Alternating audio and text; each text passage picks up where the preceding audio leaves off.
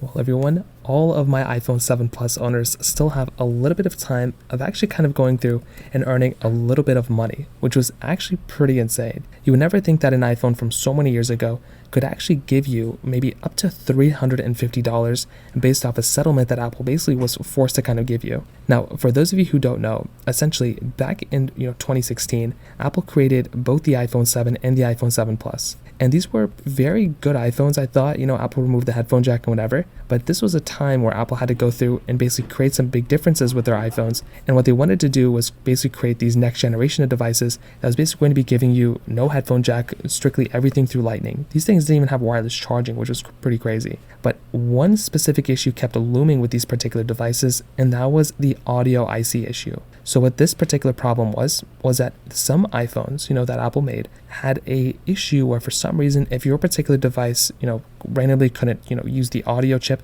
or the audio chip inside of it for, the playback of audio was basically giving you problems. Now, again, this is a pretty crazy thing because there's absolutely no reason why a brand new iPhone was giving you that problem. And for years, anytime I made an iPhone 7 video since this phone came out back in 2016, every single time there was almost always comments about the audio, IC issue and Apple's failure of kind of making sure, or I guess informing customers about the defective audio IC chips.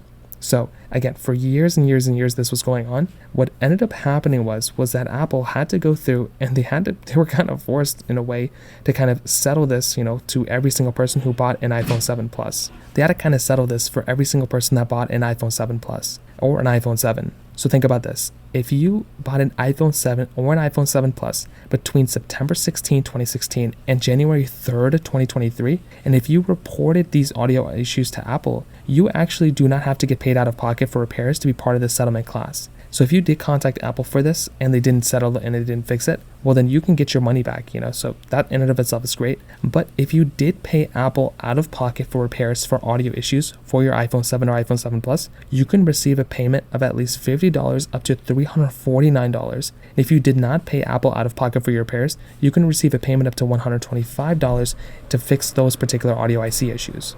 So that in and of itself is a super, super crazy thing. And if you don't even need proof of payment for your particular repairs here either. So what I would tell you is if you're in the situation, I would just recommend going through, basically filing for this lawsuit, and you'll probably end up maybe getting some settlement. Apple just paid the settlement for the iPhone 6 issues with the Bendgate thing. So I'm pretty sure Apple's going to end up doing the same thing here too, and maybe a couple years before you get it, but I'd highly recommend applying for it. So that pretty much covers it up here. If you have any other thoughts or questions, let me know in the comment section below. Hit the like button, that would mean so much, but definitely hit that subscribe button. More importantly than everything else, I love every single one of you guys.